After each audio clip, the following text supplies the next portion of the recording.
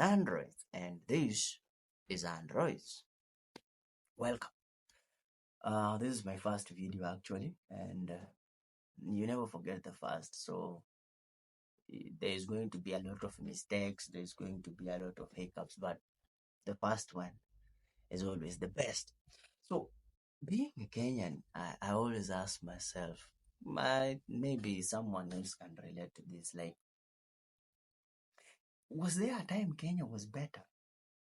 Was there a time Kenya was I hear of stories, the city under the sun. I wasn't born when those stories were being told. But the question is, I ask myself, was there a time when Kenya was better? When the Kenyan flag, when flown, everybody would have wanted to visit. Was there a time Kenya was booming? Kenya was growing. Kenya was shaking the East African region in terms of growth, economic growth, political maturity, and things like that. So I find that history never lies. If you write something down, it's passed on very well through the generations. So I find out that there's data that is more interesting, that actually there's a time Kenya was growing faster than China. There's a time Kenya was growing faster than Singapore. For your information, Singapore was colonized by Britain, but when it comes to assets and GDP, Singapore is richer than Britain at the moment. The same Britain colonized Kenya. Same Britain colonized Kenya. When it comes to assets and economic growth, oh boy. It's like comparing what?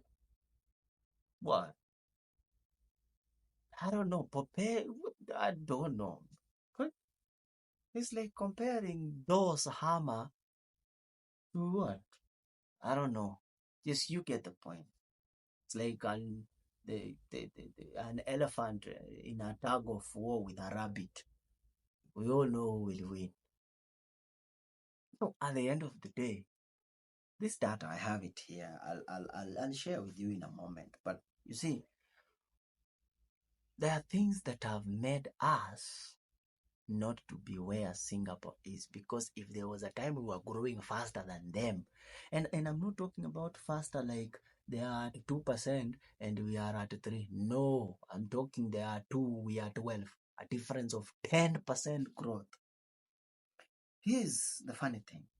In 1971, Kenya had a GDP of 1.78 billion USD, which was a growth of 22.17% according to World Bank open data. In 1972, the growth was 17.08%. Same period, same year, 1971, Singapore had a growth of 12.41, and it was at 2.26 billion, not that it was at 400 where it is right now. In 1972, it had a growth of 2.72, 13.32%, 2.72 billion, 13.32%.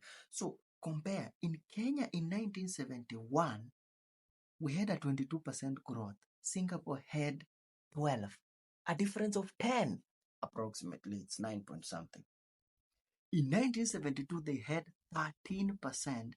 Kenya had 17.08%, a difference of approximately, well, you can do the math, 17 less 13, but you get the point. At this time in the growth in China was at 13%, 9%, and during that period the highest was 14%. You can access this data, is available. Just type in World Bank open data, you'll find it. However, the funny thing is, right now as of 2022, not accounting for 2022, Singapore had a growth rate of 3.65, but they've grown to 466.79 billion USD. Oh, Kenya as of 2022 we are at 113.42 with a growth rate of 3.39. So the question is that begs the question, what happened in between? What happened all over from 72 onwards that made us stagnant in that other countries came and passed us? There are countries, I can't mention all of them, but there are countries that were less than Kenya. Ghana was behind us by that time. Right now, we can't even talk to them. Let me give you an example of how stagnating, how we got stagnant. In 1991, there's this Goldenberg thing where a mining company or a mineral exporting company was given tax breaks of subsidizing up to 35% of their exports through export compensation schemes, which is an act enacted in 1974, and pre-shipment packaging credit, which is kind of a loan or advance, which is given to exporters for the goods they are packaging prior shipment. It's a legal thing, but in the Goldenberg, it was used illegally. It was misused. In the Goldenberg, we ended up losing 1.5 billion US dollars, according to the Judicial Inquiry Commission of that time, that they estimated it to be 1.5 billion in revenue. Remember, these tax breaks are meant to attract hard currency, that is the USD, the euros, and whatever. It is meant to encourage and attract such currencies. But now here we ended up losing as a country 1.5 billion US dollars. That amount today is approximate, not today, by that time, was 202 billion Kenya shillings. 202 billion Kenya shillings lost. Okay. Actually, this data comes from corruption.co.ke. So it's out there. You can look for it if you have a question. The funny thing is, if in 1992 we lost 202 billion Kenya shillings,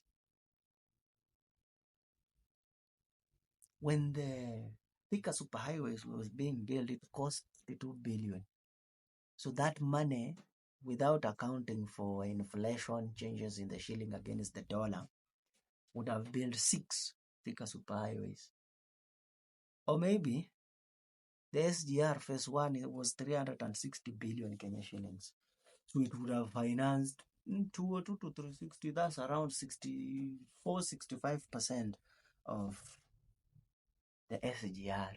Back in 92, remember I'm talking about 92, we would have built, and this is money and legally, if this one did not go south. Or maybe, come to think of it this way, the expansion of JKIA with the new terminal and renovation in 2013 cost 650 million USD, of which at the time, our amount from 1992, if we include the inflation and account for the changes in the dollar, the shilling against the dollar, this would have built us how many terminals? Shigana. Well, fast forward, forget about that. Come to and talk about the Eurobond. The Eurobond was a good thing. Actually, bonds, they are good for trading. But the Eurobond was overpriced, or the language of the bonds, it was oversubscribed, not once, not twice, not thrice, but 4. Marashigana, angalia badole yangu. Oversubscribed 4 times.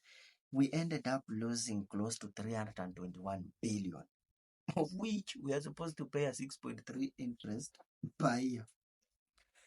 Talk about even the dams.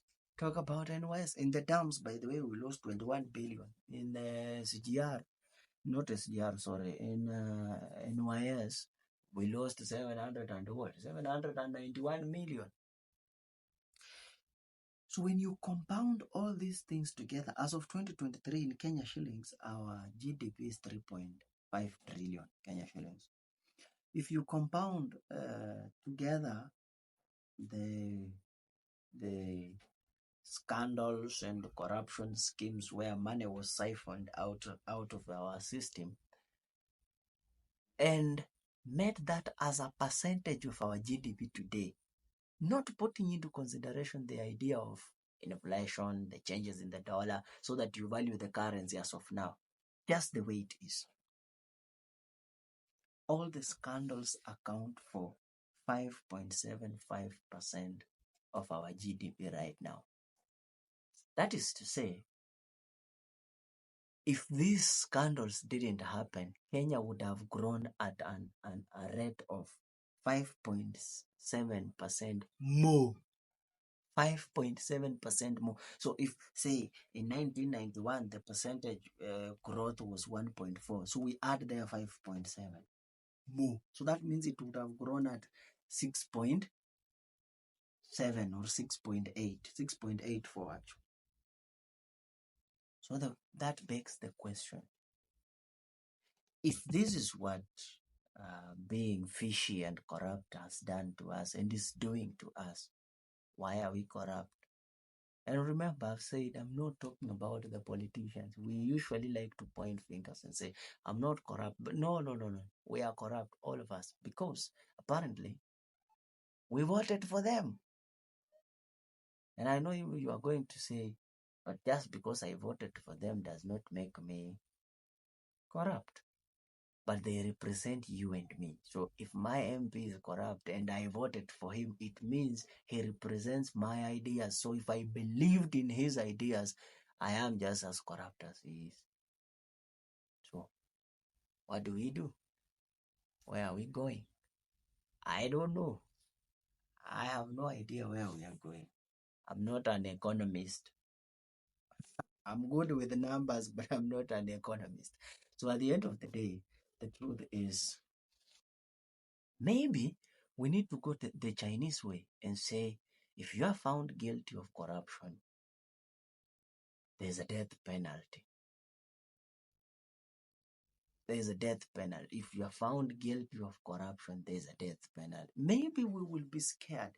Maybe I wouldn't be willing to say, oh, I want this job so bad. Please take this 5,000 and give it to me. Counties are struggling with ghost workers. And I know where you are going to ask me, where did you find that data? Man, I have friends who are ghost workers. And don't ask me for names. No names. We respect one another. But at the end of the day, if counties are struggling with ghost workers, that is still siphoning money that would have done something better. I don't know. Maybe the Grand Regency shouldn't have happened actually. Maybe the maize scandal shouldn't have happened. Maybe the Afia House scandal should have not happened. Are we turning into a military industrial complex like some countries out there? I don't know. I have no idea. But at the end of the day, just know you are corrupt. And if you are corrupt, like me and everybody else, we're going always to be scared that are we moving forward or not. Na tutaendelea kulia tukisema hakuna pesa, hakuna pesa, hakuna pesa. Thank you for watching. This is my first video actually, so don't expect it to be perfect. This is a new channel, first video, so consider subscribing, leave a comment, hata matusi ni comment, leave a comment. It's good, it's positive, because criticism is welcome, itatujenga. Thank you and have a nice